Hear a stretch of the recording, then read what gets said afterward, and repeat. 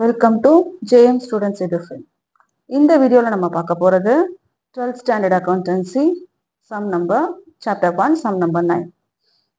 Anand does not keep his books under double entry system. Does not keep his books under double entry system na இது incomplete records or single entry நம்ம என்ன வேணா சொல்லலாம். Find the profit or loss made by him for the year ended 31st March 2000. So இங்கே நம்ம என்ன find out பண்ண போறோம்? Profit or loss தான் find out பண்ண போறோம். Cash at bank 5,000 60,000 பட் இங்கே டெட்டார் கிரெடிட்டார் கொடுத்துருக்கு. இது நான் சம் போடும்போது உங்களுக்கு நான் எக்ஸ்பிளைன் பண்ணுறேன். Cash in hand, stock of goods, sundry debtors, plant and machinery, land and building, sundry creditors. So நமக்கு தெரியும் இந்த மாதிரி நமக்கு opening balance and closing balance கொடுத்துருக்காங்கன்னு சொன்னாலே அதில் நம்ம என்ன பண்ண போகிறோம்? ஓப்பனிங் பேலன்ஸ் வச்சு ஓப்பனிங் கேபிட்டல் ஃபைண்ட் அவுட் பண்ண போகிறோம், க்ளோசிங் பேலன்ஸ் வச்சு க்ளோசிங் கேபிட்டல் ஃபைண்ட் அவுட் பண்ணோம். ஸோ இங்கே நமக்கு டேட் பார்த்தோம்னா இங்கேயும் க்ளோசிங் டேட் இங்கேயும் க்ளோசிங் டேட் நமக்கு தெரியும். என்னது? நமக்கு ப்ரீவியஸ் இயரோட க்ளோசிங் பேலன்ஸ் தான் நெக்ஸ்ட் இயரோட ஓப்பனிங் பேலன்ஸ். அப்போ இதுதான் ஓப்பனிங் பேலன்ஸ்.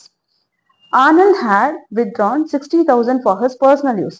ஸோ இங்கே 60,000 for his personal use சொல்லியிருக்காங்க. இப்போ பர்சனல் யூஸ் அது என்னது? நமக்கு டிராயிங்ஸ். இங்கே பர் மந்த் எல்லாம் கொடுக்கல, ஆனால் நம்ம எதையும் மல்டிப்ளை பண்ணணுன்ற அவசியம் இல்லை. பர் மந்த் கொடுத்தா மட்டும் தான் 12ஆல மல்டிப்ளை பண்ணணும். He had introduced 17,000 as a capital for expansion of his business. Business expand பண்றதுக்காக அவன் 17,000 capital introduce பண்ணிருக்கான். அப்ப இந்த கேபிட்டலுக்கு என்ன பேரு? Additional capital. Create a provision 5% on data. Plant and machinery is to be depreciated at 10%. இப்போ இந்த ரெண்டு அட்ஜஸ்ட்மெண்ட் நமக்கு எக்ஸ்ட்ரா கொடுத்துருக்காங்க. இப்போ இந்த இதுக்கு முன்னாடி சம் பார்த்தோம் நம்ம லாஸ்ட் வீடியோல நம்ம சம் நம்பர் 7, 8லாம் பார்க்கும்போது நமக்கு இந்த மாதிரி அட்ஜஸ்ட்மெண்ட் எதுவும் கிடையாது. ஆனால் இந்த சம்ல நமக்கு என்ன கொடுத்துருக்காங்க? ப்ரொவிஷன் ஆஃப் 5% டேட்டாஸ் கொடுத்துருக்காங்க அண்ட் பிளான்ட் அண்ட் மிஷனரிக்கு டெப்ரிசியேஷன் 10% கொடுத்துருக்காங்க. இந்த ரெண்டு அட்ஜஸ்ட்மெண்ட்டோட இந்த சம் எப்படி போடலாம்னு சொல்லிட்டு பார்க்கலாம்.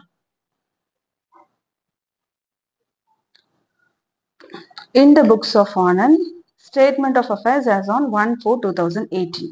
ஏன்னா 31/3/2018 நம்மளோட ஓப்பனிங் வந்து 1/4/2018.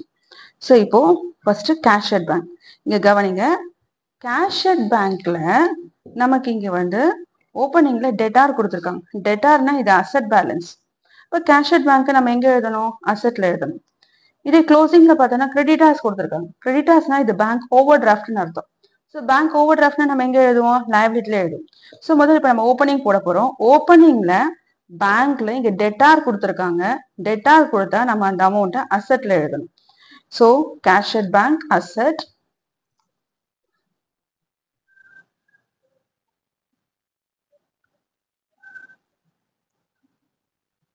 amount 5,000. Cash in hand asset,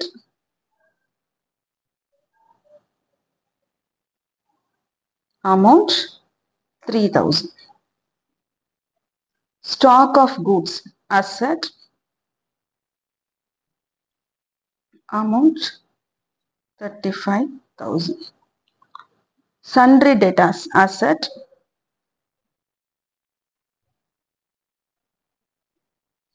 amount 1 lakh.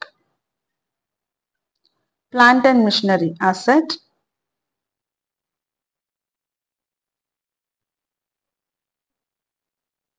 amount 80,000.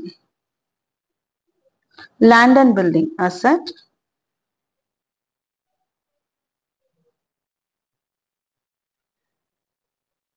amount 1,40,000. Sundry creditors liability, sundry creditors liability, amount 1,70,000. Okay, இப்போ நம்ம ஓப்பனிங் எல்லாம் எழுதியாச்சு. ஸோ ஆட் பண்ணலாம். நம்ம இங்கே அசட்ஸை ஆட் பண்ணால் கிடைக்கிற அமௌண்ட் 3,63,000. 3,63,000. 1,70,000 மைனஸ் பண்ணால் 1,70,000 மைனஸ் பண்ணால் 0,003,9,1. ஸோ 1,93,000 கிடைச்சிருக்கு. ஸோ இதுதான் நம்மளோட ஓப்பனிங் capital amount 1,93,000 நம்மளோட ஆன்சர் ஹைலைட் பண்ணிக்கலாம். So total the same line total 3,63,000 3,63,000. இப்போ நம்ம ஓப்பனிங் கேபிட்டல் ஃபைண்ட் அவுட் பண்ணியாச்சு. Next closing capital find out பண்ண போறோம். இப்போ க்ளோசிங் கேபிட்டல் ஃபைண்ட் அவுட் பண்ணும்போது கேஷ் அட் பேங்க் கிரெடிட்ல கொடுத்துருக்காங்க. Cash at bank credit balance இருக்குன்னா அது ஓவர் டிராஃப்ட்னு அர்த்தம். கேஷ் அட் பேங்க் கிரெடிட் பேலன்ஸ்ல இருக்குன்னா அது என்ன பேலன்ஸ்? நமக்கு ஓவர் டிராஃப்ட்னு அர்த்தம். ஸோ அப்போ ஓவர் டிராஃப்ட் நம்ம லைபிலிட்டி சைடில் எழுதணும். லைபிலிட்டி சைடில் எழுதும் போது பேங்க் ஓவர் டிராஃப்ட் அமௌண்ட் 60,000 ஏன்னா over draft liability. Cash in hand asset cash in hand asset amount 4,500. Stock of goods asset amount 45,000. Sundry debtors நல்லா கவனிங்க. Sundry debtorsக்கு we have adjustment. Sundry debtorsக்கு நமக்கு adjustment இருக்கு. Sundry debtors 90,000. நமக்கு sundry debtorsக்கு adjustment create provision 5% on debtorsனு கொடுத்துருக்காங்க. அப்போ provision create பண்ணணும் 5%. எப்பவுமே இந்த அட்ஜஸ்ட்மெண்ட்டை நம்ம க்ளோசிங் பேலன்ஸ்ல தான் பண்ணணும். ஓப்பனிங் பேலன்ஸ்ல நம்ம எந்த அட்ஜஸ்ட்மெண்ட்டும் பண்ண கூடாது. இந்த அட்ஜஸ்ட்மெண்ட் நம்ம எதுல பண்ணணும்? க்ளோசிங் பேலன்ஸ்ல தான் பண்ணணும். ஸோ சன்ட்ரி டெட்டாஸுக்கு அட்ஜஸ்ட்மெண்ட் இருக்கிறதுனால நான் சன்ட்ரி டெட்டாஸோட அமௌண்ட் இங்க போடுறேன். 90,000 மைனஸ் என்ன மைனஸ் பண்ண போறோம்? ப்ரொவிஷன்னாலே மைனஸ் பண்ணணும். ஸோ ப்ரொவிஷன்ஸை மைனஸ் பண்றோம். ப்ரொவிஷன் எவ்வளவு பர்சன்டேஜ் கொடுத்துருக்காங்க? 5% கொடுத்துருக்காங்க. ஸோ அப்போ 90,000 into 5/100 கேன்சல் பண்ணியாச்சு. ஸோ அமௌண்ட் வந்து 4,500. 4,500 மைனஸ் பண்ணோம்னா 0,0,558 85,500. Next plant and machinery. Plant and மிஷினரிக்கும் அட்ஜஸ்ட்மெண்ட் இருக்கு. பிளான்ட் அண்ட் மிஷினரிக்கு என்ன அட்ஜஸ்ட்மெண்ட் கொடுத்துருக்காங்க? டெப்ரிசியேஷன் 10% கொடுத்துருக்காங்க. ஸோ அட்ஜஸ்ட்மெண்ட் இருக்கு. அப்போ அந்த அட்ஜஸ்ட்மெண்ட்டையும் நம்ம போட வேண்டியிருக்கு. பிளான்ட் அண்ட் மிஷினரி எழுதிப்போம். Machinery amount 80,000 minus depreciation 80,000 into 10/100 8,000 minus பண்ணா 72,000. நல்லா ஞாபகம் வச்சுக்கோங்க. அட்ஜஸ்ட்மெண்ட்ஸ் இருக்குன்னா நம்ம அட்ஜஸ்ட்மெண்ட்ஸை க்ளோசிங் கேபிட்டல் கண்டுபிடிக்கும் போது தான் அதை ஒர்க் அவுட் பண்ணணும். ஓகேங்களா? அடுத்தது land and building. Land and building எந்த அட்ஜஸ்ட்மெண்ட்டும் இல்லை.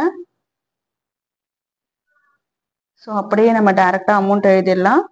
Land and building 1,40,000.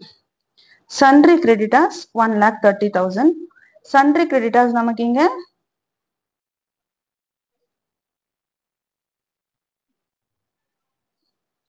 1,30,000 liability side போட்டாச்சு.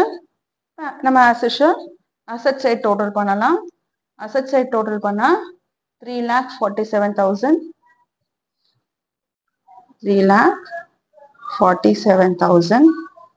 liability side ஆட் பண்ணா 1,90,000 மைனஸ் பண்ணா 0,00751. So 1,57,000 இதுதான் closing capital. So closing capital 1,50,000 57,000. The total amount 3,47,000. 3,47,000. The same 3,47,000. இப்போ நெக்ஸ்ட் ஸ்டெப் நம்ம பண்ண வேண்டியது statement of profit or loss. So இதுக்கு நமக்கு ஃபார்மேட் தெரியும். க்ளோசிங் கேபிட்டல் நம்ம ஃபைண்ட் அவுட் பண்ணோம். அமௌண்ட் 1,57,000. இதோட ஆட் டிராயிங்ஸ் அமௌண்ட் நமக்கு இங்க கொடுத்துருக்காங்க. சம்ல இருக்கு. அமௌண்ட் வந்து 60,000. ஸோ 60,000 ஆட் பண்றோம். ஆட் பண்ணா 0,007 2,17,000. இப்போ அடுத்தது அடிஷனல் கேபிட்டல் மைனஸ் பண்ணணும். Additional capital amount 17,000. 17,000 மைனஸ் பண்ணா அமௌண்ட் 2 lakhs. இது ஓப்பனிங் கேபிட்டல் மைனஸ் பண்ணணும். ஓப்பனிங் கேபிட்டல் நம்ம ஃபைண்ட் அவுட் பண்ணோம். அமௌண்ட் 1,93,000. ஸோ 2 lakhsல இருந்து 1,93,000 மைனஸ் பண்ணா you get 7,000. ஆன்சர் பிளஸ்ல வருது. அப்போ இது ப்ராஃபிட். அவ்வளோதான். That's it. தேங்க்யூ.